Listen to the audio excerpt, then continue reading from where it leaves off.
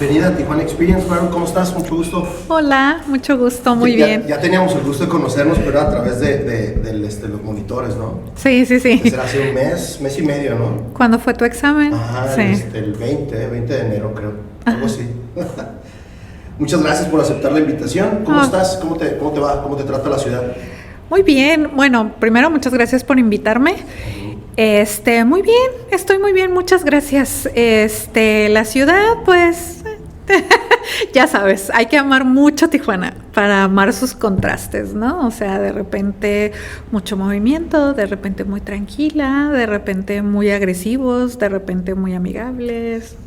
¿Eres de aquí de Tijuana? Sí. Órale. Sí. Ahorita nos platicábamos, obviamente, me gusta platicar un poquito, obviamente porque no te conocía y también para empezar a agarrar un poquito de ritmo.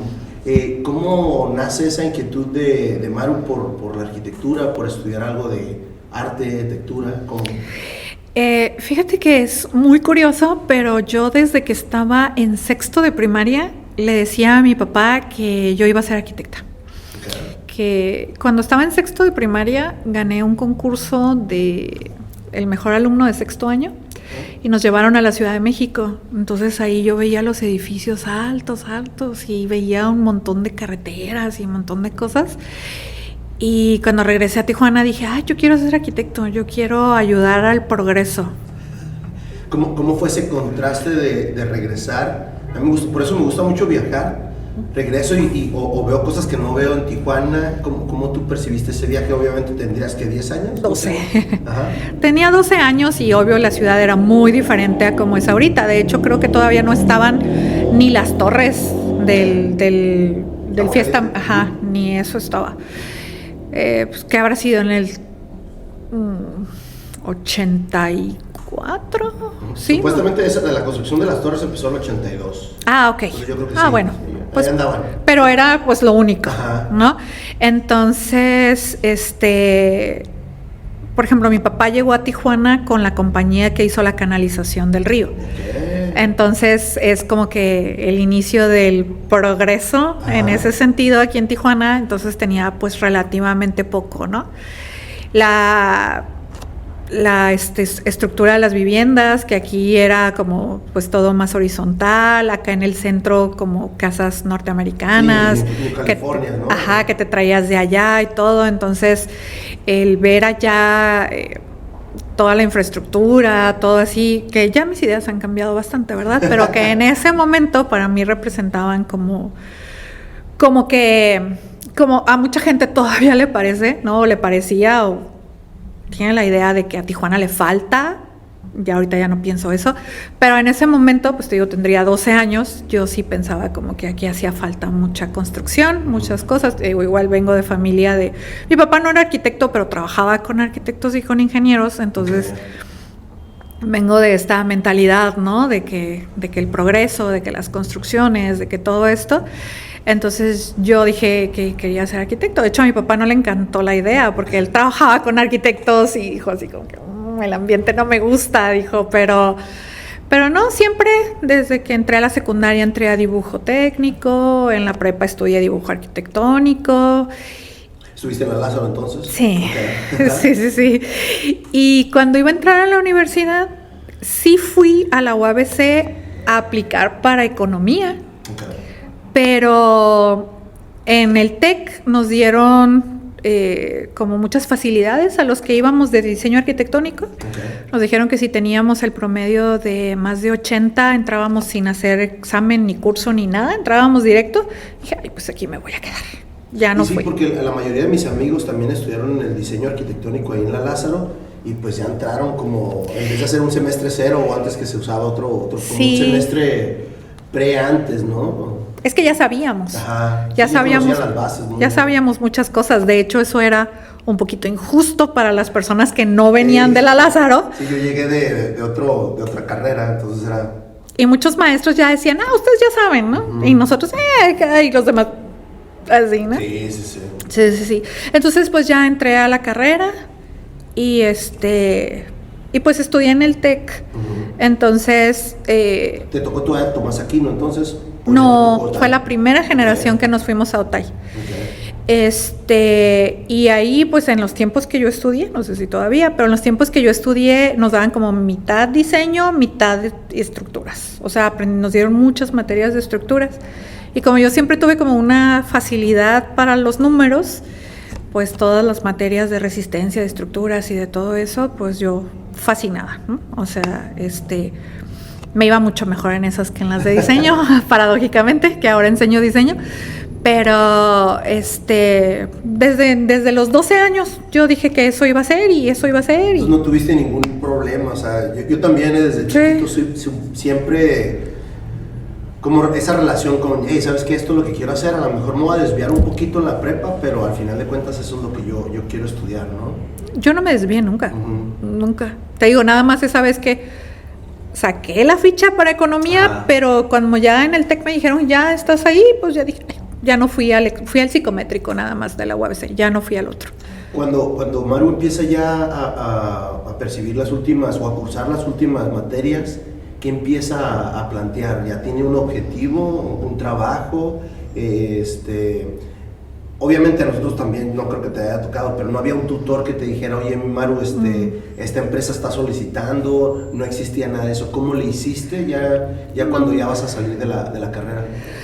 De hecho, yo empecé a dar clases un año antes de salir de la carrera. Okay. Empecé a dar clases de matemáticas a nivel preparatoria. Y cuando salí de la carrera, seguí dando clases un tiempo seguí dando clases hasta que seguía mandando currículums. Me hablaron de una compañía constructora chiquita, nomás éramos un ingeniero, un arquitecto, los albañiles y yo. Y ahí empecé, ahí duré trabajando como un año. Como un año. Y luego me embaracé y pues pausé. Cuando tuve a la niña volví a dar clases y luego ya entré a otra constructora y de esta constructora fue cuando esta constructora empezamos a construirle, nos subcontrató una empresa que estaba trabajando para CFE. Entonces en CFE ya me vieron y me ofrecieron trabajo ahí para administración de obra. Entonces ya me voy a CFE y ahí duró pues un buen rato. Y cuando se cierra la oficina aquí, nos mandan, o sea, éramos 24, nos quedamos como 6, nos mandaron a Mexicali. La crisis desde que empezó el 2008 y que se fue alargando. Y ya cuando nos iban a mandar a Hermosillo o a la Ciudad de México, yo me regresé. O sea, renuncié y me regresé. No, porque acá estaba mi hija. De Mexicali para acá, pues, como que estaba fácil, ¿no? Pero, Entonces volví a dar clases. Y ya, después entré a los posgrados y luego regresé a dar clases. Entonces, oye, Maru, en esa instancia, cuando tú sales de la escuela, ¿era difícil conseguir trabajo como mujer? Se miraba todavía, me acuerdo que cuando nosotros empezamos a estudiar, yo te comento que empecé en el 94, 99, no había tantas mujeres arquitectas, que todavía se utilizaba el arquitecto, ¿no? Arquitecto, y me acuerdo que era como algo bien, a mí se me hacía muy simple, ¿no? Maru no notó esa diferencia entre algo de mujer y hombre, ¿ya cuando saliste?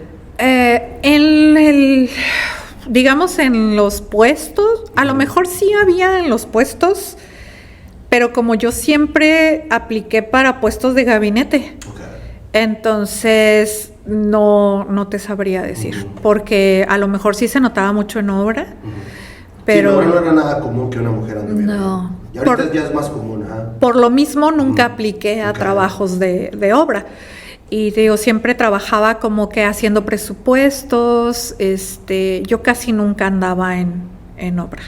De hecho, yo en obra empecé a andar hasta que nos cambiaron el jefe en CFE y me dijo que cómo era posible que yo pagara sin haber ido a ver que estuviera lo que yo estaba pagando. Entonces ya me empezó a mandar a obra. Pero yo, a lo mejor sí había, pero te digo, a lo mejor de tanta que había, nunca lo experimenté, porque no fui para allá, pues, o sea, de tan normalizado que estaba que las mujeres no hacíamos ese tipo de trabajos, nunca apliqué para ese tipo de trabajos. Entonces, No, y a mí también, a mí nunca no me ha gustado la obra. Yo siempre he sido de diseño, ahorita estoy en presupuestos y es como, no sé, le rehuso a la obra, ¿no? Sí, no, a mí y una vez en CFE me encargaron, empecé a supervisar una obra, pero sí me la quitaron por ser mujer, que porque era muy blandita y los albañiles no me hacían caso. Okay. Que los albañiles nomás estaban ahí para verme. Me la quitaron. Oye, Maru, hablando un poquito del tema de la arquitectura, cuando ya sales de arquitecta, ¿qué era para ti la arquitectura? Obviamente venimos de una escuela que es casi 100% tecnológica, muy poca teoría y hasta cierto punto aspectos sociales. ¿Qué percibe Maru cuando sale de la escuela? Fíjate que pasó algo muy curioso que no había reflexionado yo hasta que leí las preguntas. Yo salgo en el 95, pero me titulo hasta el 98. Okay. Para titularme hice un curso de titulación. Ok, todavía existe el curso de titulación. Con los de ingeniería civil. Ajá. Y la verdad entramos bastantes arquitectos, pero muchos se fueron yendo porque nos daban clases ingenieros así de la ecuación de Laplace, la ecuación de... O sea, que nosotros así como que... Nada que ver con nosotros. ¿Qué? Nada así. Pues, ¿Qué? Entonces... desconocíamos casi todo eso, la verdad. Yo me quedé nomás por estoica, yo creo, ¿no?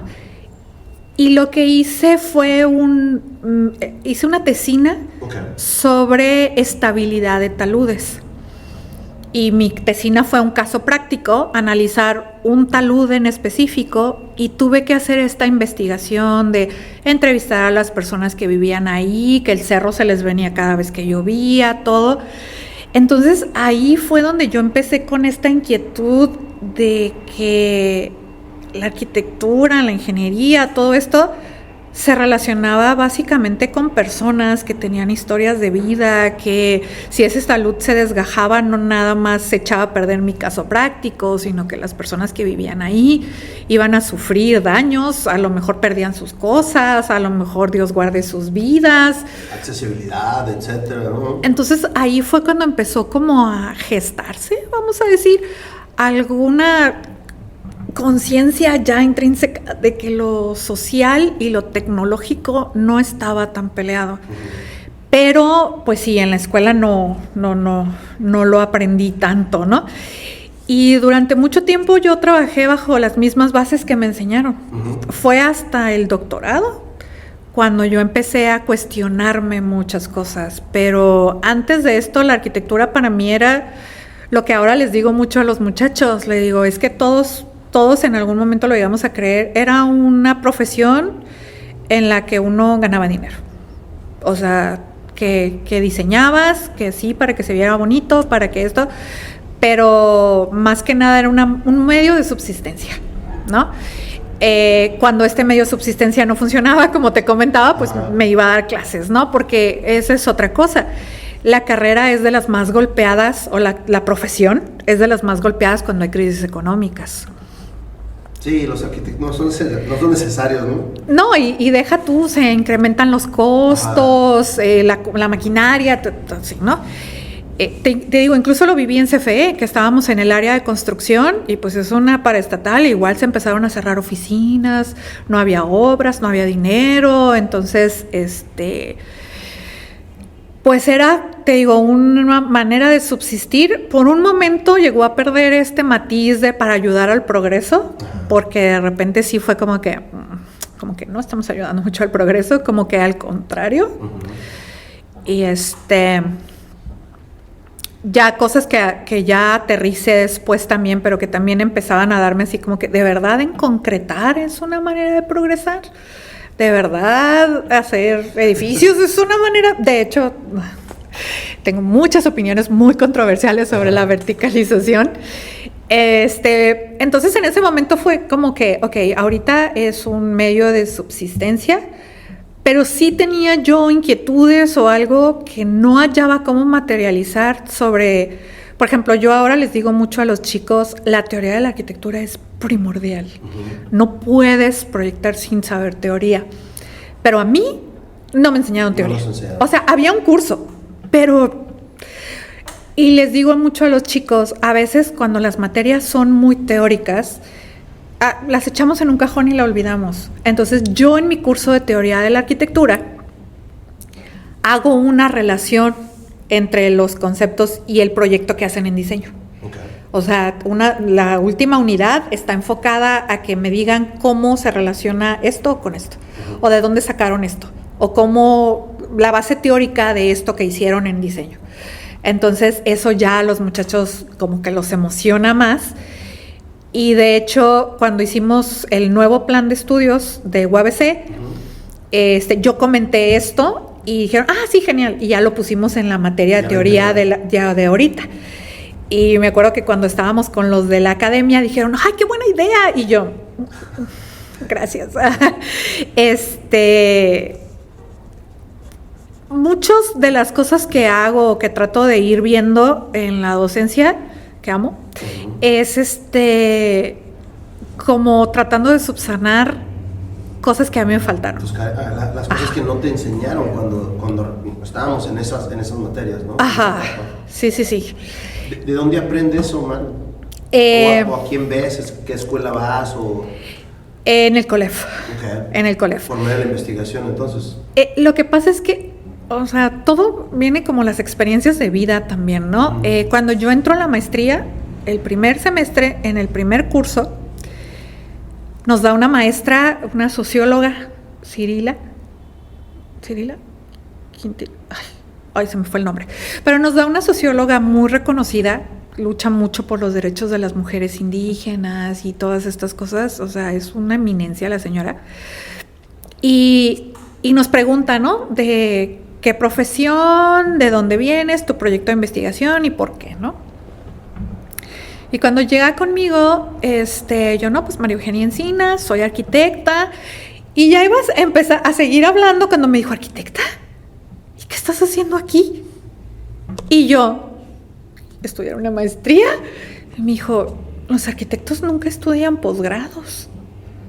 Los arquitectos no saben de investigación. Y yo, ya sé. Díseme un poquito más acá, ¿no? Y yo, ya sé. Y así, ¿no? Se me quedó muy grabado y siempre se los digo a mis alumnos cuando doy clases de investigación. Siempre les digo eso porque fui humillada, maltratada y ninguneada. Le digo, generalmente, no sé si en tu generación, no quiero decir que todo mundo, pero mucha de la gente que yo conozco, los arquitectos nos creíamos genios. ¿No? Sí, es que eso te hace pensar. Dios, ¿no? Que tú ya te la sabes de todo. No, pues llego ahí y todo el mundo, no, arquitecto, ¿qué? O sea, así, ¿no? Y luego en otra materia nos dicen, es que la ciudad de Tijuana es un desastre porque está en manos de arquitectos. Y yo, me convertí, ¿no? En el blanco así de que... Luego me ponen a hacer un ensayo, pues yo en la vida había hecho un ensayo, me mandan a hablar de que no, esto no es un ensayo, ¿qué pasó? Y yo, es que yo nunca he hecho uno, yo soy arquitecta del TEC, perdón, y así. Entonces llevaba muchas limitantes que pues ahí tuve yo que esforzarme extra, ¿no? Esforzarme doble. Decirle al profe, sabe que sí, no sé cómo hacer un ensayo, pero por favor deme libros que me enseñen cómo hacerlo y yo aprendo yo sola y así. Y ya en el segundo trabajo ya me dijo, pues no está tan bien como los de tus compañeros, pero se ve un gran avance respecto a lo que hiciste en el primero, ¿no? Entonces, pues está bien. Y ahí yo primero aprendí que no era Dios, que no me las sabía de todas. Y te digo, ahí fue donde yo empecé más a materializar cuestionarme estas cosas, porque dije, pues si aquí todo el mundo me está diciendo que lo que yo sé, ¿no? Porque también a mí me enseñaron 100% funcionalista. Primero estaba Le Corbusier y luego Dios, ¿no? Y llego y me dicen, no, es que las ciudades de Le Corbusier están desechadas teóricamente desde hace un montón, que porque no funcionan, que porque... Y yo, como si me estuvieran diciendo que... Me mintieron. O sea, yo así como que dije... He vivido en una mentira, he vivido en una burbuja todo este tiempo. Entonces ya empiezo yo a adaptarme a lo que... La maestría todavía fue digerible, digamos, porque era la mitad sociales, la mitad economía. Okay. Entonces, pues así. Pero ya que entró al doctorado, que era enfocado 100% en ciencias sociales, ahí sí le sufrí mucho, pero aprendí muchísimas cosas. Y me ayudó también que mis 2 asesores de tesis, tanto en la maestría como en el doctorado, eran arquitectos regenerados, decían ellos. Bueno, el de la maestría no, pero el del doctorado sí. Era un arquitecto, pero que encontró la luz. Así decía él. Entonces yo así como que, ok, o sea, sí hay otro camino, ¿sabes? Entonces ahí es donde él me empieza a enseñar como muchas cosas. Estábamos enfocados, el enfoque de mis estudios de investigación es en la ciudad, en estudios urbanos. Y él también trabaja eso, es el doctor Roberto Sánchez. Muchos saludos y besos al doctor.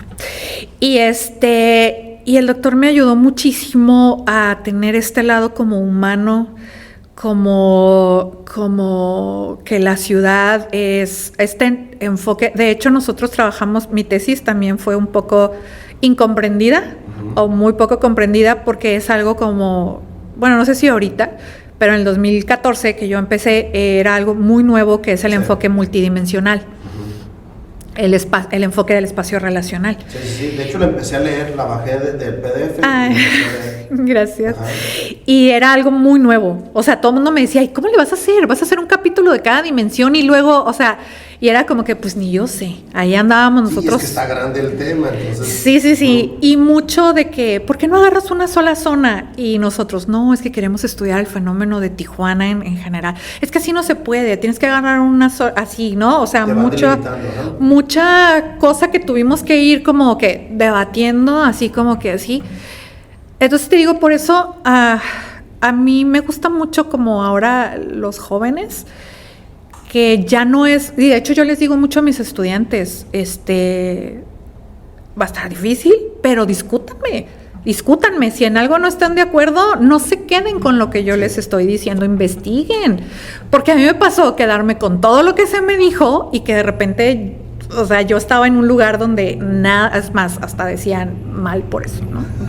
Mal, tache. Y ahorita hablábamos, ¿no, Maru? La generación de nosotros como estudiantes no teníamos ni un celular ni una computadora ahí a la mano donde tendríamos la información, ¿no? Y ahorita pues, todos tienen ese acceso, ¿no? No, ni la libertad de decir... ándale, también sí es cierto. A mí me pasó en la maestría. Teníamos un doctor que yo admiro mucho y todo, pero nos estaba enseñando un indicador que subía, o sea, si tú cambiabas las categorías, cambiaba el indicador. Entonces yo le decía, es que está a un exponente. Le digo, yo todavía de esto no aprendo, pero sé matemáticas. Obviamente si usted sube a un exponente, la categoría va a subir. Entonces si usted cambia el orden, pues va a cambiar el rango. Y se quedó así como que, oye, sí, ¿verdad? Así, ¿no?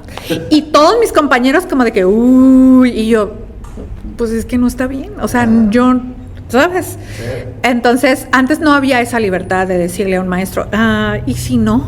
Entonces yo les digo mucho a mis estudiantes, o sea, obvio, si tú me dices, yo te voy a contestar, ¿verdad? Y ahí nos podemos tener un sano debate. Pero sí les digo, no se queden con lo que les decimos nosotros. O sea, ustedes desarrollen su espíritu crítico, desarrollen su capacidad de investigación.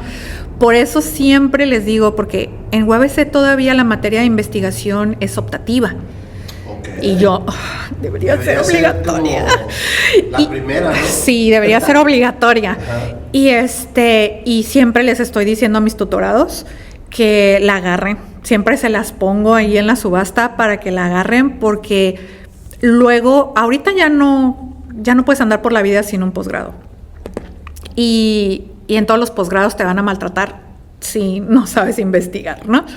Entonces te digo, ahí es donde, volviendo a la pregunta, ahí es donde surge esto de debe haber más, debe haber otro enfoque. Digo, yo no critico a las personas que tienen el enfoque. Este podcast está patrocinado por Beer Transfer.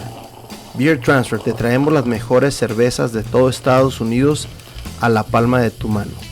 Síguenos en nuestras redes sociales como Beer Transfer. Ahora bien, vamos regresándonos un poquito. Uh-huh. Cuando terminas tú el doctorado, dejaste de dar clases o empezaste a dar clases también a la par, ¿no? Ok, cuando empecé la maestría las dejé. Ajá. Y cuando estaba a la mitad del doctorado, cuando llevaba ya la mitad de los créditos, que fue en el 2016, fue de 4 años. Cuando ya llevaba 2 años, ya empecé a dar clases en UABC sobre investigación, primero. Y, o sea, a esa iba. Pero no había un maestro de diseño. Y me dijeron, ¿te avientas? Y yo, pues yo nunca he dado clases a nivel profesional. Yo siempre había dado clases a nivel preparatoria. Digo, y nunca he dado clases de diseño. Le dije, pero pues, si ustedes se avientan, yo también. Entonces me dijeron, no, pues sí.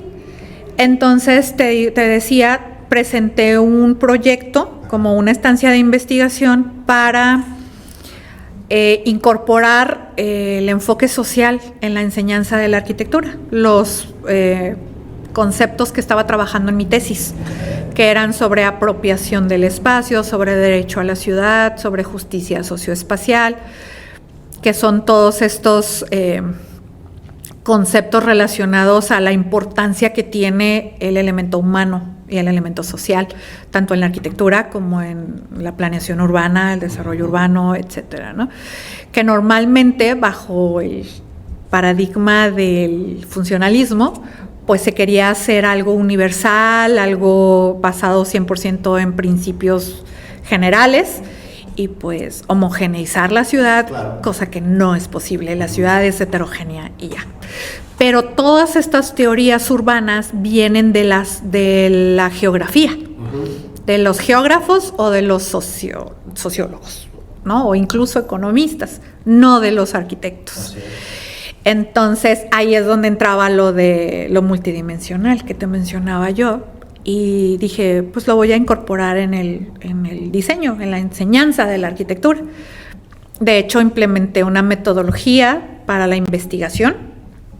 Los mandaba a hacer entrevistas, los mandaba a tomar fotografías, ellos traían sus fotos, yo les decía lo que yo observaba, conceptualizábamos, etcétera. Y pues les gustó a las autoridades de la UABC, les gustó a los muchachos, y así es como que, porque de repente ese primer semestre fueron varios maestros a ver la presentación final, y yo... Entonces yo hablaba sobre términos que me decían, es que no lo entiendo, y yo, es que es esto y esto y esto, ¿no? Entonces uno de los maestros me dijo, oye, qué interesante. Dice, yo siempre había visto la arquitectura como un negocio, como un medio para ganar dinero, o sea, desde el punto de vista de una empresa. Dice, nunca lo había visto como al servicio de la sociedad. Y yo... ¿Cómo le explico? Y yo... Y eso me lo dijo también esta doctora, que te digo, Cirila, porque ella dijo que una vez ella cuando estaba poniéndome como chancla ahí, de que estaba haciendo yo ahí y así, ella dijo que una vez fue a dar un curso de sociología al TEC de Monterrey, arquitectura, y que uno de los muchachos le dijo, yo para qué quiero esto, yo voy a hacer casas. Entonces que ella le contestó, ¿y para quién son las casas? ¿Para perros? Entonces el muchacho se quedó sorprendido y yo también cuando lo escuché, porque dije, es cierto, o sea, la ciudad, los proyectos que hagamos, todos van a ser habitados, ¿no? Entonces, así es como empieza esta nueva etapa de maestra, que ahora es lo que más me gusta hacer, porque yo considero que es necesario un cambio en la visión.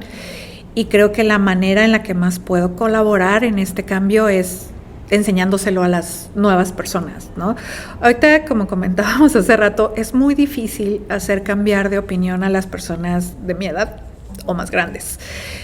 Pero algún día la ciudad va a estar en manos de los que ahora son mis alumnos. Entonces, puedo yo, aunque sea sembrar una semillita, a lo mejor no transformarlos, sería muy pretencioso de mi parte, pero dejar ahí como una semillita o una curiosidad para que ellos sigan investigando, ellos sigan viendo la manera de que, o sea, se han establecido diferentes enfoques para la ciudad, que primero la expansión, no, que no funciona, ok, ahora hacia adentro, no, que tampoco está funcionando, ¿y ahora qué hacemos? Eso lo van a hacer ellos, ¿no? O sea, el enseñarles como que, bueno, esto se hizo, no funcionó, esto se quiso hacer, no está funcionando.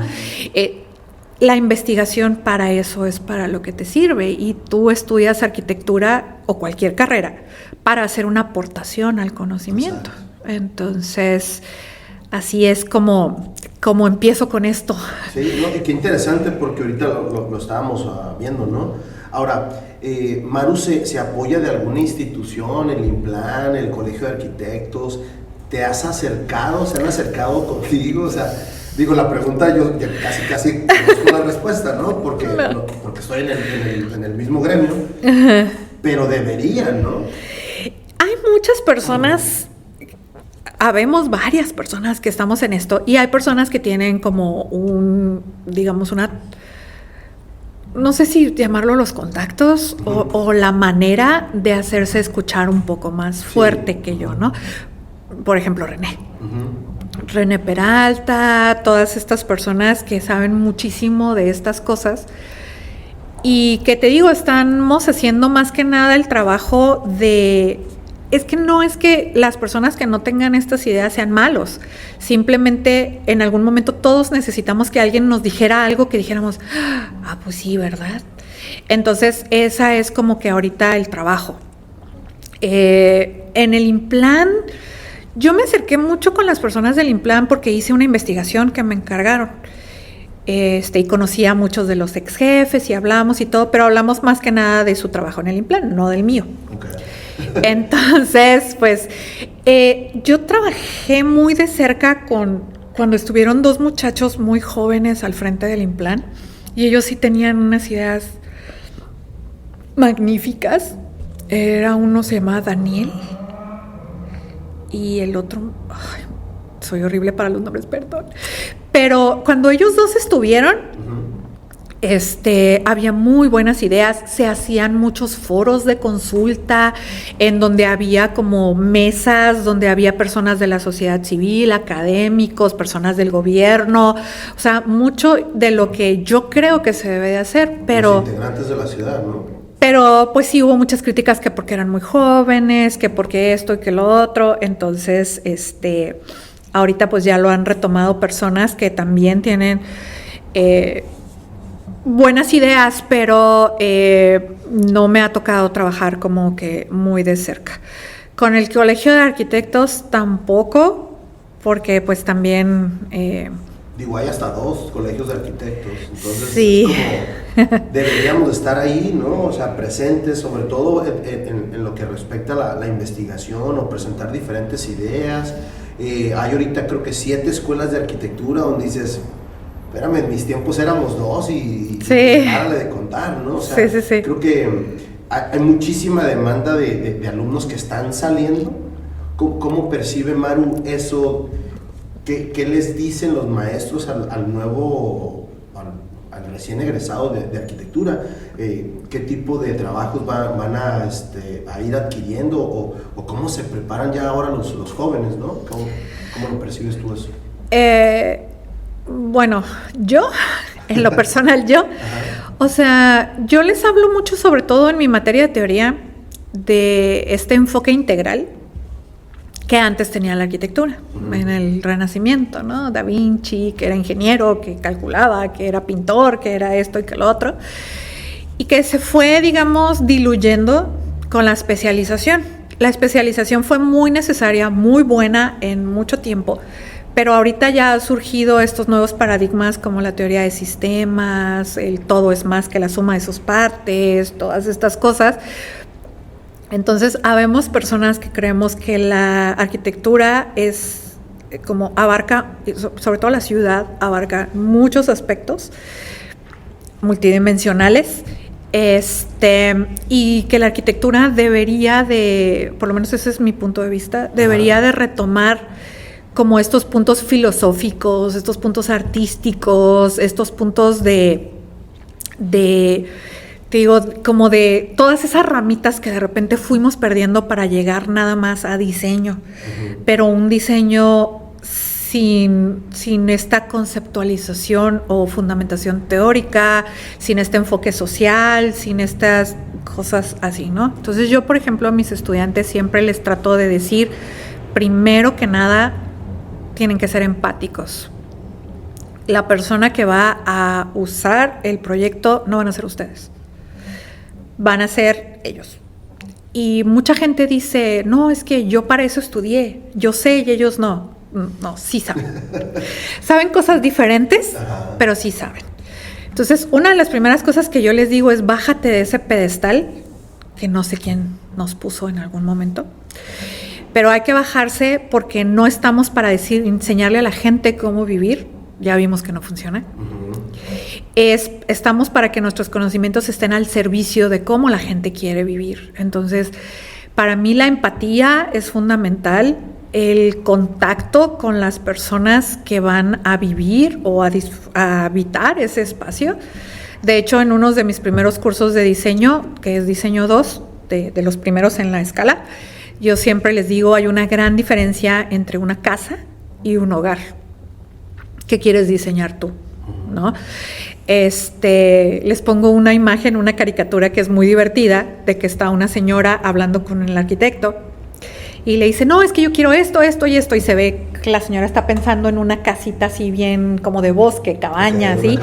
Y el arquitecto, oh sí, todo claro, perfecto, y él está pensando en tipo Le Corbusier, ¿no? Como esta típica levantada, así, ¿no? Y entonces al final, ahí está su obra, eso no fue lo que yo pedí. Claro que sí, y saca la pistola. Usted ahora hace lo que yo le dije, que no sé qué, ¿no? Entonces, yo les digo mucho eso a los chicos, que también, que ya para trabajar ahorita, preferentemente tengan un posgrado. Una maestría mínimo. Ahorita ya con la pura licenciatura, tristemente, ya no somos nada ya, ¿no? Hubo un tiempo en el que con la pura licenciatura tenías asegurado muchas cosas, ahorita ya no. Y aparte, que sigan investigando, que sigan buscando, que sigan... o sea, que no es que ya salí de la escuela, ya nunca vuelvo a estudiar, pues. Aunque no hagan un posgrado, que ellos sigan viendo nuevas tecnologías, nuevas cosas, yendo a simposios, que esto, porque... todas las ciencias están evolucionando, ¿no? Todas las formas de pensamiento están evolucionando. Te digo, nosotros tratamos de hacer un planteamiento diferente que a mucha gente no le gustó, que mucha gente no entendió, pero que da, a lo mejor no resolví, no encontré el hilo negro, pero da como punto de partida para que más personas puedan ir como perfeccionando, porque es algo muy, muy nuevo en metodología. Entonces, yo siempre les digo, a lo mejor el típico papel del arquitecto que compraba un terreno, construía una casa y la vendía, ya no es factible, ¿no? Ya no es factible. Ya ahorita, de hecho, a veces estamos como en una cadenita coordinada por un project manager, ya no somos como que dueños y señores de la cadena de producción. Entonces, es seguir estudiando, seguir perfeccionándose, sí trabajar, pero no para llenar, o sea, no tiene nada de malo querer ganar dinero, claro, ¿verdad? Para eso estudia uno, para eso, pero no sobre los intereses o el bienestar del usuario y del medio ambiente. O sea, yo, por ejemplo, cuando escogen un terreno, le digo, ¿estás seguro? No me puedes rebajar el talud y emparejar, y no me puedes cortar ni un árbol. Unos lo cambian, otros dicen reto aceptado o algo así. Porque Tijuana tiene todos los problemas que tienen porque hemos rebanado los cerros. Sí. O sea, Tijuana son cerros porque el agua corre por ahí. Entonces tú rebanas el cerro, el agua dice, yo por aquí voy, mi niño. Con tu permiso. Está tu casa y no mi cerro. Ay, qué pena. Me la llevo, ¿no? Entonces, tener esta conciencia del todo, que de nuevo el todo es más que la suma de las partes, que formamos parte de este engranaje, no somos dueños y señores, pero que podemos formar una parte activa que ayude. Por ejemplo, de repente me dicen, profe, trajeron un proyecto de que van a tirar el puente que comunica el centro con la línea y van a hacer otro. Y yo me dice, es que este es muy inseguro. Y yo, y el nuevo por ser nuevo ya no va a ser inseguro. O sea, es que tienes que revisar cuáles son los factores que lo hacen inseguro. Claro. No es porque sea viejo o porque esté feo, ¿sí? Entonces, ese como ir como aumentando, digamos, esto, no te lo podemos enseñar todo en la escuela tampoco. O sea, tú tienes que ir como desarrollándote. A lo mejor en 20 años mis ideas ya están como que, no, es que aquella señora decía que sí, pero no sé. Pero pues si no se ponen ellos en ese trabajo, pues no lo van a hacer nunca, ¿no? Y seguir replicando técnicas funcionalistas que estaban bien en los 40, 50, ¿no? O Sí, sea... no, es retroceder, ¿no? Maru, ¿cómo como docente invitas a tus estudiantes con lo nuevo que es la inteligencia artificial? ¿La has manejado? Ay. Es una pregunta que creo que no te la puse. Sí, estaba ahí. De hecho, sí me quedé pensando como... ¿La has usado tú o uno de tus alumnos te ha llegado, oye, maestra, mire, esto es lo que vi? Yo me sorprendí desde que la empecé a usar, ya no la he soltado. Es que... Yo no la he usado, te voy a ser bien franca, conscientemente. Porque dicen que hay muchas cosas que tienen inteligencia artificial y que las usas y no te das cuenta, ¿no? Como el algoritmo de TikTok o cosas así, ¿no? Pero estoy tomando unos cursos que está dando la UABC acerca de cómo incorporarlo, porque ahorita hay mucho dilema con lo ético, ¿no? Con el plagio, sobre todo. Sí. Con el plagio. Hay mucho así, y el otro día una muchachita, jovencita, nos dio un curso de que, pues sí, o sea, sí hay... Pero tú les puedes decir, es una herramienta tecnológica más. O sea, es como los programas, como el AutoCAD. O sea, el AutoCAD no dibuja solo. Tú tienes que saber dibujar y luego ya el AutoCAD te ayuda, ¿no? A que no tengas que volver a dibujar todo si se te sale la baba cuando estás dibujando, ¿no? O cosas así. Hacerles, o sea, como orientarlos y llevarlos diciéndole, esta es una herramienta. No piensa por sí sola. O sea, tú tienes que pensar, dice, porque la muchachita esta decía, de repente, yo hay muchos temas que no manejo, pero de repente yo uso la inteligencia artificial para mis temas y me dice cosas que digo, "Ay, ¿quién dijo esto?", ¿no? Entonces, no, o sea, no está bien dicho. Okay. O sea, no está bien dicho porque pues no está pensando, está como que buscando, como que así. Entonces yo agarro lo que me sirve y lo acomodo, o sea, mi elemento va ahí, dice, entonces... Parafaseando o diferentes herramientas que puedes utilizar también, ¿no? O reordenando las indicaciones, Sí. Porque a veces la indicación, como un maestro a mí me enseñó en la maestría, me dijo, la máquina es tonta, la máquina hace lo que tú le digas. Ahora, si tú se lo dices mal, la máquina lo va a hacer mal. Sí. Entonces, esta chica nos decía, a lo mejor no le di bien la instrucción y lo que me trajo fue como de que... Entonces dice, ok, doy la instrucción, corrijo la instrucción, pero para eso yo tengo que saber primero. Sí. Entonces dice, así puede ser una herramienta útil y que esto y que lo otro. Obvio, había ahí, era virtual, sí. Y en el foro había muchos maestros que no, así, ¿no? Yo te digo, yo no lo he usado. Yo soy generación X. Les comentaba a mis estudiantes, yo salí de la escuela en el 95. El primer Windows sale en el 98. AutoCAD no existía cuando yo salí, yo lo aprendí ya después en la escuela. Y ahorita que SketchUp, que Revit, que... Oye, pero sí había el 14, ¿no? Estaba el... No. Sí, el 12, creo que empezó el 12, 10, algo así. Yo aprendí con el 14, pero en el 14 ya estaba bien moderno, ¿eh? Sí. Yo aprendí con el 14, pero como al año de haber... Creo que ya yo estaba empezando. Sí, ya había... A mí me tocó empezar con el 13 y el 12. Porque... Pero era como más basic, era como con comandos.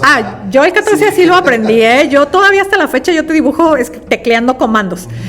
Pero te digo, creo que sí, cuando estábamos en la escuela ya para salir, el novio de una amiga era como de que, estoy aprendiendo AutoCAD y que... Pero para nosotros, te digo, a nosotros lo único que nos dieron fue clases de programación, todavía en MS2 con pantalla negra, sí, así, ¿no? Sí. Entonces, pues ahí voy, o sea, con la pandemia que nos mandaron a dar clases en línea, tuve que meterme a cursos de cómo se dan clases en línea, cursos donde me enseñaban, no puedes durar las 3 horas hablando, los muchachos se van, los pierdes, o sea, por la pantalla, como que, o sea, que me dieran... ¿Sí te costó mucho trabajo adaptarte un poco? ¿O? No digamos que trabajo, pero sí mucha inversión de tiempo. O sea, fue como que dije, no sé cómo se hace esto, me voy a inscribir a cursos. Además, me imagino hablarle a un monitor está medio raro, ¿no? O sea, No, y luego de que nadie, o sea, no podíamos, obviamente por cuestiones humanitarias, obligarlos a prender la cámara. Entonces nunca sabía si estabas hablando sola.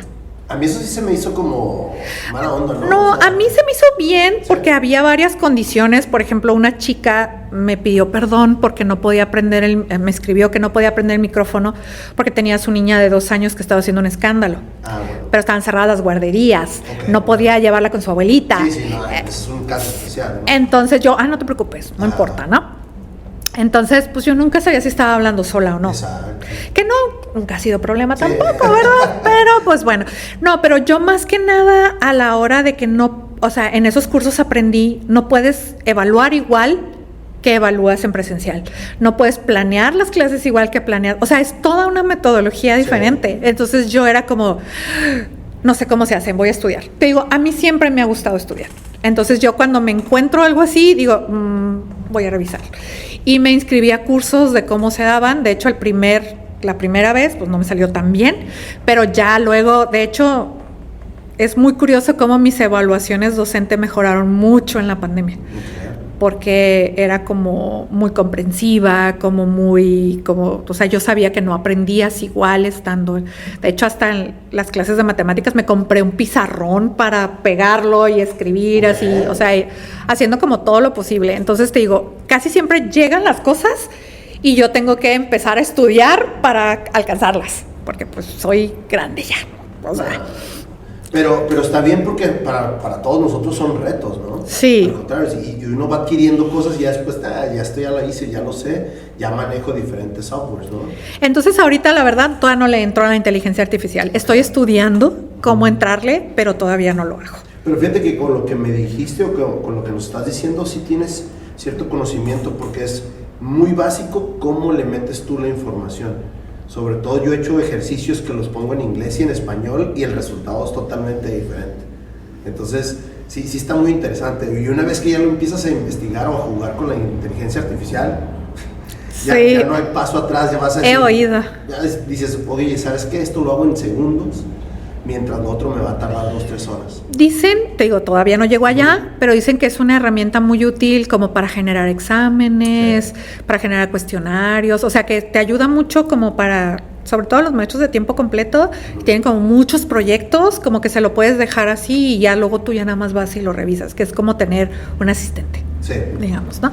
Pero todavía no llego allá. Hace ratito sacaste el tema de que tienes mucha opinión sobre la verticalidad. ¿Qué te gusta? Obviamente desde que empezamos a platicar tenías como referencia que fuiste a Ciudad de México, me imagino que seguiste viajando o ves las torres y después empezaron 2-3 chipotes aquí a surgir. ¿Cómo percibe ahorita Maru? Ya hay 113, 114 diferentes edificios. ¿Qué te gusta, qué no te gusta? Danos tu opinión de eso. De hecho, por eso te decía, todos tenemos derecho a cambiar. Tenía 12 años.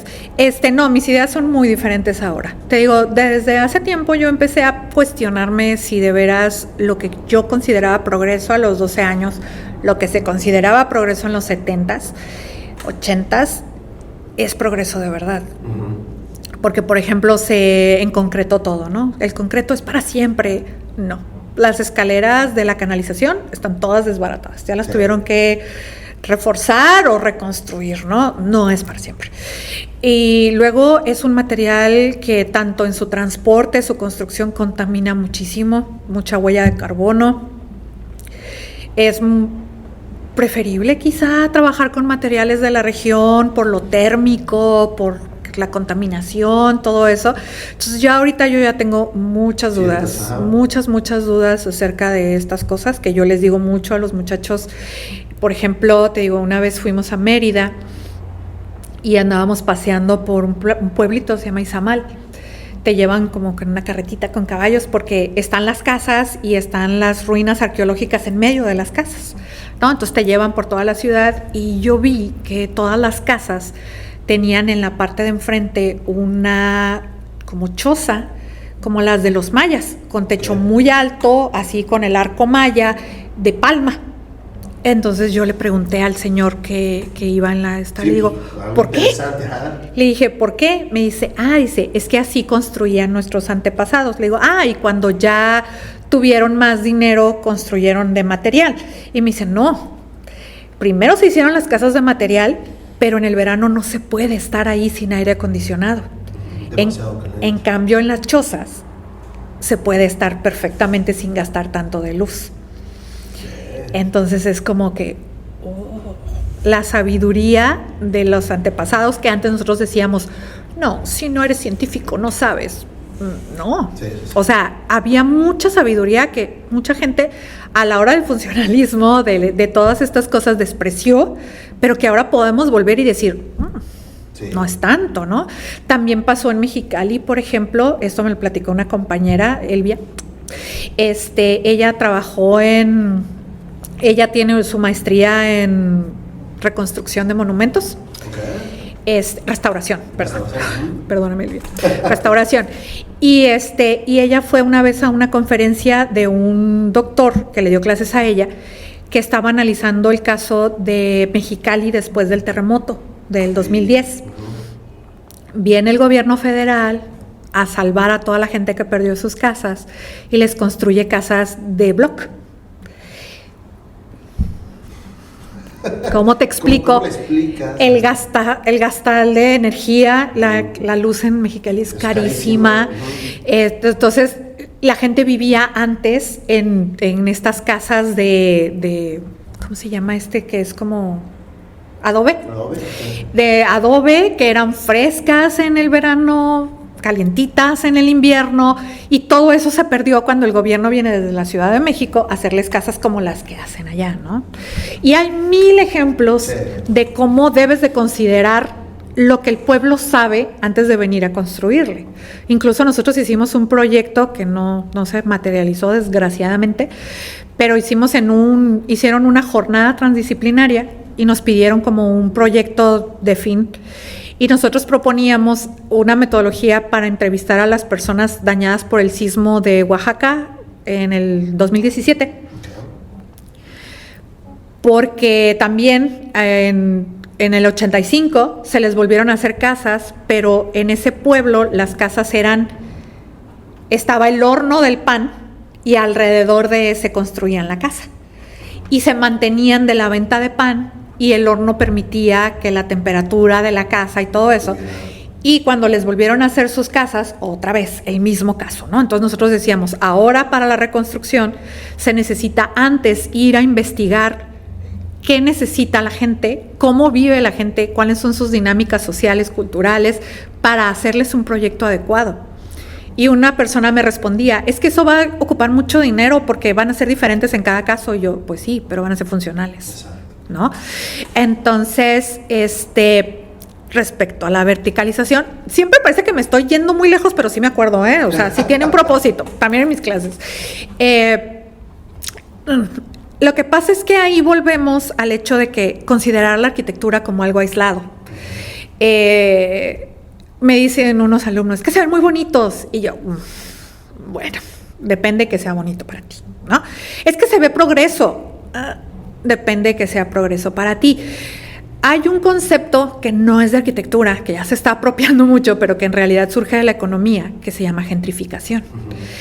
La gentrificación, te digo, es un concepto económico que se refiere a cuando tú desplazas a las clases pobres por esta rehabilitación o reconstrucción.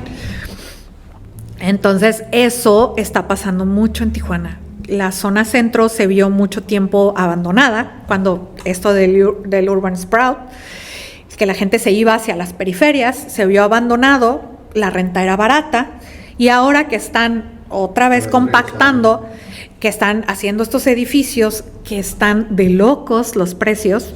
Te digo, es la misma idea que tenemos René y varios así, de que esos precios no son para mexicanos, incluso para algunas personas que trabajan en Estados Unidos tampoco. Sí. Este podcast está patrocinado por Beer Transfer. Beer Transfer, te traemos las mejores cervezas de todo Estados Unidos a la palma de tu mano. Síguenos en nuestras redes sociales como Beer Transfer. No está al acceso de los mexicanos. Están elevando la renta muchísimo, desplazando a la población para que prácticamente vengan las personas que no pueden pagar renta en Estados Unidos, que también allá la renta es demasiado cara, ¿no? Entonces, eso a nivel urbano y a nivel social tiene muchas repercusiones negativas. Otra cosa, por ejemplo, un fenómeno que tampoco es muy recomendable ni deseable en la ciudad es la fragmentación urbana, que es esto de cerrar la ciudad y no dejar pasar, ¿no? Sí. O sea, no dejar... En varias ciudades aquí, Monterrey tiene una zona muy grande donde está restringido, ¿no? Sí. Y aquí se empezó un poquito con las privadas cuando se empezó la expansión, pero al final de cuentas, pues no, ¿verdad? Les ganó. Ajá, claro. Y ahorita, por ejemplo, te mencionaba, nosotros fuimos a ver varios de esos proyectos y en City Point, aquí por el Costco, la muchacha para vendérmelo me dijo, no vas a tener que salir a Tijuana, todo lo vas a tener aquí adentro. No vas a tener que salir para nada en la ciudad. Y yo... O sea, ¿es un encierro total o qué? Y yo me quedé así como que... A ver, explícame eso. No, sí. Obviamente ella no tenía por qué saber que a mí me gusta. O sea, en todo caso que yo decidiera vivir en el centro o en alguna zona así, es justo para poder tener acceso a todo de forma peatonal. O sea, yo odio manejar y odio más ahora que hay tráfico, pero siempre he odiado manejar. Yo amaría un buen sistema de transporte. Yo pelearía siempre por un buen sistema de transporte. Cuando empezó el CIT para mí era una maravilla, ojalá hubiera seguido. Y yo quisiera andar a pie por todos lados. Entonces yo sí le dije, bueno, pues sí vamos. Porque si es, por ejemplo, el que está por aquí cerca, el que está por aquí, pues todo me quedaría caminando, yo fascinada, ¿no? Y que me dice eso, y yo, o sea, ¿cómo?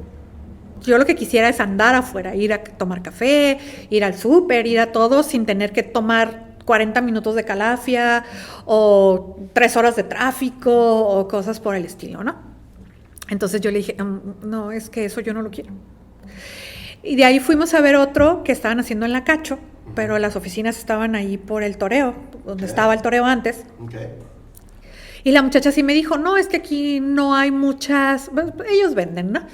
Me dice, aquí no hay muchas amenidades porque la Cacho es la amenidad principal. Me dijo, todo te puedes ir caminando y que no sé qué. Y yo, perfecto, vamos a verlo, está en la punta del cerro. Entonces yo dije, yo no voy a subir caminando ese cerro. ¿Sí me explico? Claro. O sea, es como, para mí la verticalidad está siendo sumamente clasista, sumamente elitista y sumamente separatista. Ya tenemos el problema de que casi no hay espacio público, que el espacio público por definición es gratuito y así menos. Porque, sí tienes una terraza, sí tienes un esto, sí tienes, pero por todo eso hay que pagar aparte de lo que vas a pagar por tus metros cuadrados de departamento. Porque yo le pregunté a la muchacha, le digo, oye, ¿y las amenidades cómo se cobran? Ay, excelente pregunta, casi nunca me la hacen. Y yo, mija, pues sí, ya sé yo. No, la cuota de mantenimiento, o sea, es... No, y aparte, el de los $200,000 que cuesta, te cobran un porcentaje para la construcción de las amenidades, que aparte tienes que estar manteniendo cada día. ¿Cómo te explico? O sea, ¿hasta qué precio se va a ir, pues? Que también pasó un poco con las privadas, que luego la gente creía que por arte de magia iba a estar el portón eléctrico y es como, no, mijito, paga, si no, no hay luz, ¿no? O no hay quien cuide... O no va hay, a estar el guardia siempre. O no va a venir el sistema de recolección de basura, el que se cobra, ¿no? O así. Entonces, sí, yo tengo muchos pensamientos no muy bien vistos por las personas que están a favor de la verticalidad. Pero la verdad, los únicos argumentos que yo he oído a favor es que se ve la ciudad progresista, que no, porque va a empezar a pasar lo mismo que en las que eran ciudades del primer mundo, personas en condición de calle. Ya lo está. Sí, pero por ejemplo en Los Ángeles, ¿no? Que vas caminando y toda una cuadra completa llena de casitas de... O sea, que te quedas así como pues que... aquí cruzando Chulavista, o sea, te sorprenden ya los freeways, ya... El otro día, es más, en la Palomar, me tocó ya muchachos con las casas de acampar afuera, a un lado de la estación del trole, viendo con una plasma afuera, o sea, ya con electricidad, el muchacho rasurándose, y me quedé como, este muchacho ya vive ahí, o sea, ya es su casa y ahorita se va a ir a trabajar, o sea, no están, creo que el nivel adquisitivo y el nivel, como lo mencionabas, de la vivienda, no sé cómo, me gustaría empezar a investigar qué es lo que sigue qué es lo que sigue para la ciudad, ¿no? Porque lo vamos a tener que vivir. Sí, de hecho, para mi tesis de doctorado yo entrevisté a un desarrollador que él me decía, no, es que la ciudad de los 15 minutos y que esto, que para que andes a pie y todo. Y yo, ¿y por qué hay tantos niveles de estacionamiento? No, pues para la gente que va al otro lado. Y yo, ok. Y cuando le pregunté sobre la gentrificación, me dijo, no, es que yo tengo una junta de socios a la que le respondo. Si el gobierno quiere que le demos vivienda a gente que no tiene dinero, el gobierno tiene que entrar y subsidiar. Y yo, ok. Pero pues sí, no hay un control del precio del suelo, no hay un control de la renta, no hay, por ejemplo, en Estados Unidos sí hay como que construyen viviendas y se tiene que dejar un porcentaje para personas de bajo, aquí no hay eso. Sí, no. Entonces, por eso digo, depende de tu definición de progreso. O sea, si tu definición de progreso es la misma que yo tenía a los 12 años cuando vi la Ciudad de México llena de edificios grandes, pues sí. Pero si tú te pones a ver lo que es una ciudad, todas las dimensiones que componen una ciudad, esto no es progreso. Porque mucha gente se está quedando sin vivienda, mucha gente se está viendo desplazada a las casas abandonadas. No sé cómo podría alguien llamar progreso a eso, la verdad. Y agregándole toda la violencia que existe ahorita en Tijuana, que se está... Por eso me ofrecían no salir a Tijuana. Uh-huh. Ese era el ofrecimiento. Eres de allá, ganas en dólares, yo no, pero es la idea general. Ajá. Ganas en dólares, vienes, vives aquí, pero te salvamos de la violencia, porque no tienes que salir a Tijuana. Te subes a tu carro y cruzas la línea y ya estás en tu país donde no hay violencia, ¿no? Y Tijuana. Entonces, ese es el argumento principal que yo tendría en contra, que tengo varios más, ¿no? O sea, por ejemplo, los materiales no son tan de buena calidad, la burbuja inmobiliaria, o sea, también habría que tener un poco de cuidado con esas cosas. No sé, hay muchas, desde el aspecto social, desde la ciudad estudiada, enfocada en sus habitantes y en que sus habitantes tienen derecho, el derecho a la ciudad de Lefebvre, no. Pero ni siquiera, yo no he visto ningún edificio, ninguna propuesta de vivienda diferente, o sea, todos son los mismos materiales, desde la playa hasta donde me lo quieras pintar, son exactamente iguales. Me puedes lo más barato. Me puedes poner el edificio aquí en Tijuana y el de Monterrey está igualito. Que también, o sea, ese es un problemón. No hay nada de creatividad en los supuestos diseñadores o arquitectos. No, pues es que es construirlo más barato y venderlo lo más caro, porque en realidad no es arquitectura como tal, es un negocio, ¿no? Entonces... mucha gente no le gusta escuchar estas cosas, pero de hecho tenemos que mencionarlo, no todos los arquitectos pensamos igual, ¿no? Entonces, de hecho, hace poco hubo una plática allá en la escuela y sí me dijo el coordinador, me dice, ándale Maru, ve para que expreses todas tus ideas en contra, y yo, mejor no, porque eran personas que decían, no, sí, que el progreso y que menos metros cuadrados y que menos, o sea, la idea era evitar el tráfico, pero yo no veo que se evite, la verdad. O sea, la idea original era evitar el tráfico porque ibas a ponerlo en unos lugares donde podías andar a pie, pero nadie anda a pie. O sea, y lo único que estás así, ¿cómo está la Cachoya? Sí. A todas horas. O sea, callecitas bien angostitas, un montón de carros, porque la gente no puede hacer nada si no va en carro. Entonces... No, y lo que decías, ¿no? Ahorita no lo comentaste, pero creo que la ciudad se empezó a diseñar en los últimos años para el carro en vez de para la triste también. Porque... Y decían que iban a cambiar eso con los edificios, pero no, al contrario. Uh-huh.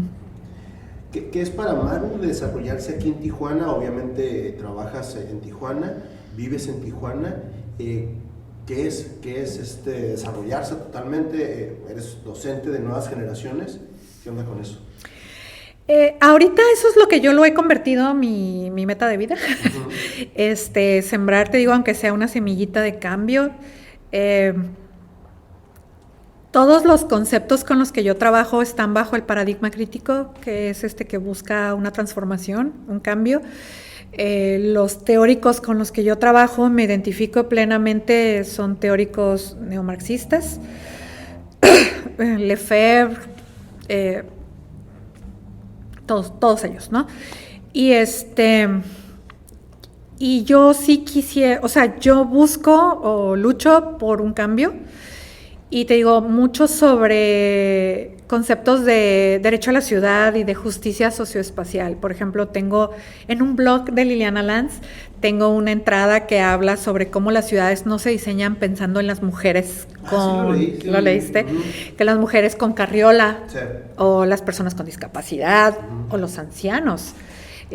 También tomé un curso en línea, así un seminario cortito, y presenté un proyecto al final, donde viven mis suegros, pues es una colonia muy, muy antigua de Tijuana, casi todos ya están grandes. Y entrevisté a varias personas y no van al centro porque a menos que los lleven, porque para irse en taxi hay que cruzar el puente peatonal que está pasando el Panteón Jardín hacia Playas. Solo tiene escalera, empinadísima, y pues las personas mayores no pueden usarlo. Entonces, para agarrar el taxi hay que cruzar ese puente. Uh-huh. Entonces, no van al centro. Fíjate que ahorita que dices personas con carriola, personas con discapacitados, yo creo que hasta le estamos exagerando personas normales. El otro día yo no me percaté de un desvío de la banqueta y casi me caigo. Entonces, las banquetas no tienen esa situación para el peatón, ¿no? No, y te digo, también personas, por ejemplo, a mí me dan mucho miedo las alturas. Yo, de verdad, si tengo yo camino hasta donde está el semáforo y cruzo y luego me regreso, o prefiero arriesgarme que me atropellen a subirme a un puente. Uh-huh. Y pues es como que, ay, pues qué payasa. O sea, ok.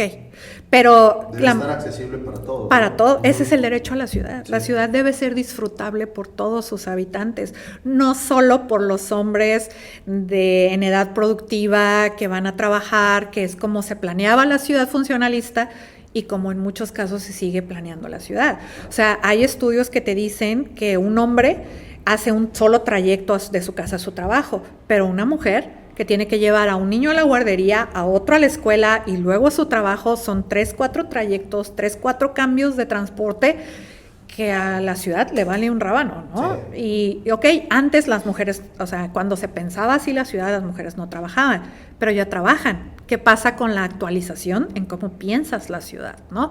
Entonces, digo, pues si no lo puedo hacer desde yo diseñarlo, quizá lo pueda hacer enseñándoselos a las personas que en algún momento puedan hacerlo, ¿no? Entonces, coraje de que hay personas que, o sea, yo ahorita todavía puedo, pero en algún momento no voy a poder, ¿no? Y hay personas que ahorita no pueden. O sea, por ejemplo, Liliana, yo siempre le digo, no, es que yo amo el transporte público. Y me dice, ¿yo cómo me muevo en transporte público? No, con 2 niñas, ¿no? Y con horarios, que la niña la dejo a tal hora y que a tal hora tengo que trabajar. O sea, no se puede, ¿sabes? Entonces, eso es ahorita lo que yo he tomado como mi misión de vida, esta enseñanza. Y si se pudiera, pues también a los que tienen ahorita la ciudad en sus manos, ¿no? Pero pues hasta ahorita no se ha podido. Fíjate que una maestra de la maestría me comentó, oye Francisco, están bien interesantes los podcasts o los episodios que haces con los arquitectos, pero yo no veo que ningún arquitecto hable de trabajo social hacia la comunidad. No. ¿Has participado en algo así, Maru, o seguimos? Porque sí es cierto, a mí en la escuela jamás me enseñaron de que, oye, tienes que regresar a algo. La mayoría de la gente escribe, hace diferentes cosas dependiendo de la profesión. ¿Has participado en algo así?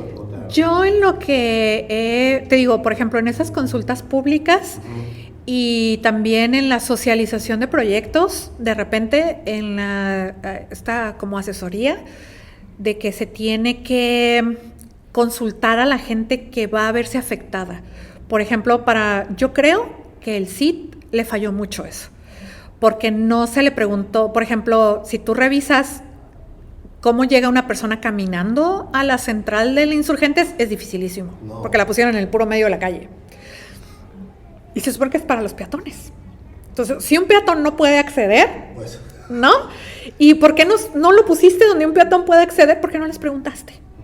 O porque no conocen la ciudad. También. Así, period, ¿no? También. O sea, entonces, he participado así como aconsejando.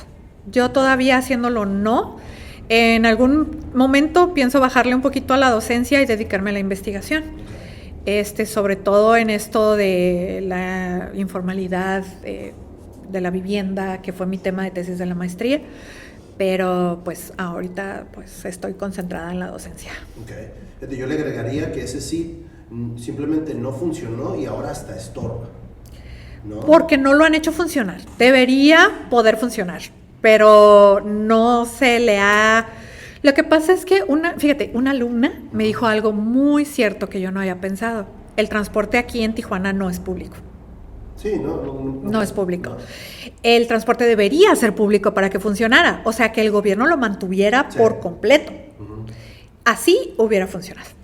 Pero, te digo, no se socializó, a lo mejor sí, pero no totalmente, porque es muy difícil acceder a las paradas. O sea, todas están por la vía rápida, pues. Y para, por ejemplo, la de la 20 de noviembre tienes que bajar un cerro o una calle llena de una calle llena de carros. Es como que, o sea, pensaste en el puentezote ese que los comunica, pero no pensaste cómo llegar ahí, ¿sabes? Entonces, eso es lo que yo les digo mucho a los chamacos. El contexto afecta a tu proyecto y tu proyecto afecta al contexto. Y la mayoría de la gente proyectamos en la pura hoja blanca o en la pura pantalla negra, ¿no? En la pura pantalla negra del AutoCAD, como si estuviera volando, claro, como si estuviera en el limbo.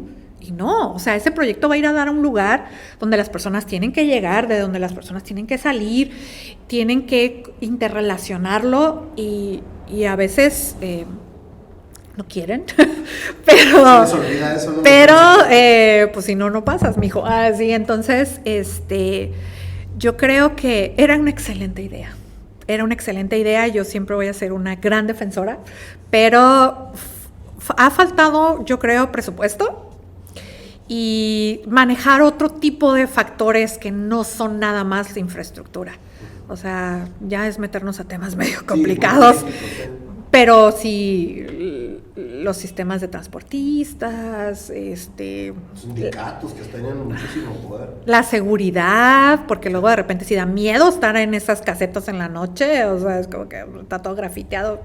¿Quién anda aquí? Lo bueno es que mucha gente lo usa ya para hacer videos, para hacer películas. O sea, de perdida están sirviendo de algo, ¿no? Se están rescatando, sí. Eso es apropiarse de la ciudad. Uh-huh. Y eso es un proceso bastante interesante que a veces el mismo diseño no lo permite, sí, ¿no? Entonces, sí, yo te digo, no sé, René ahorita, pero al principio también, o sea, habíamos varios que éramos como que hay que invertirle, esa es una gran idea, ese es un gran sistema, sí, pero tenía pensaba mucho en la discapacidad también, o sea, ahorita en las Calafias, ¿cómo se sube una persona en silla de ruedas? No se sube. ¿Sabes? Mi experiencia de la última vez que me subí a la Calafia, ya es que estoy un poquito alto. Chocaste arriba. No podía ni sentarme. Yo creo que caminó 2 cuadras la Calafia cuando le dije al chofer, le digo, es que me está dando hasta un calambre, o sea, me bajé. O sea, no funciona, para mí no funciona. No, para mucha gente no funcionan, de nuevo.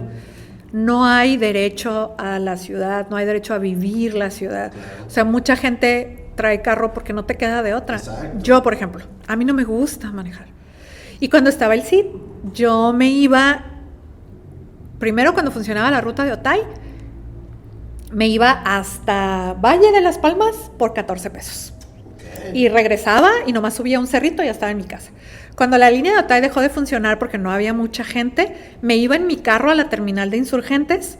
Okay. Lo dejaba estacionado ahí donde podía, pidiéndole a Dios encontrarlo sobre las llantas cuando regresara.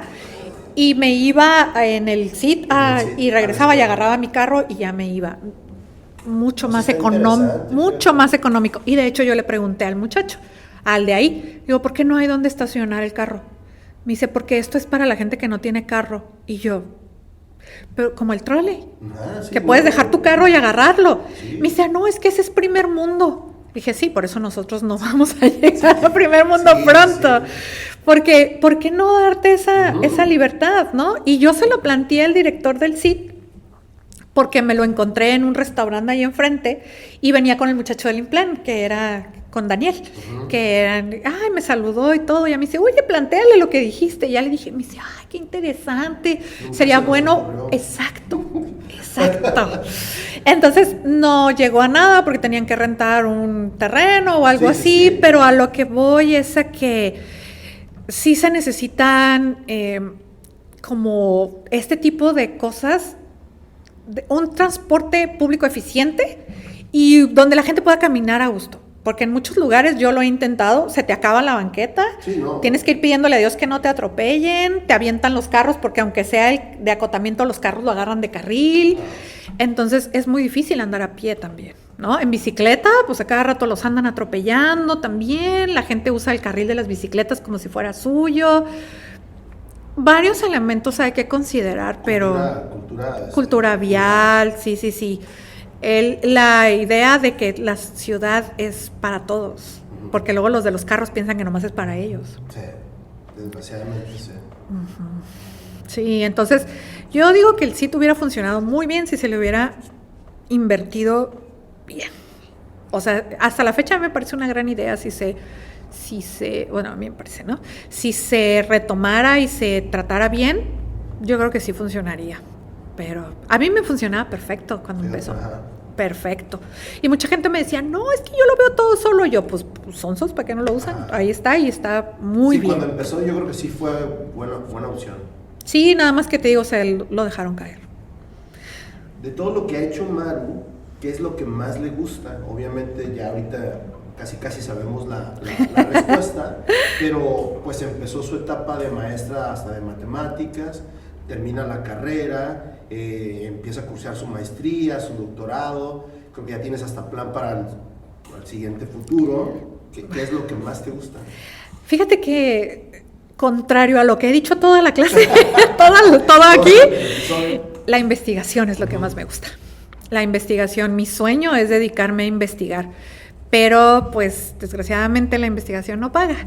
Entonces ahorita estoy esperando como que digamos jubilarme, o sea que ya no tener tanta responsabilidad económica para poder así tener algunas clases, pero poder dedicarle tiempo a la investigación. Ahorita doy clases pues prácticamente todo el día, entonces pues la investigación sí es invertirle tiempo, gasolina, cosas así, que sobre todo tiempo, que ahorita no tengo mucho. Pero sí, a mí siempre me ha gustado estudiar, te digo, siempre he leído mucho.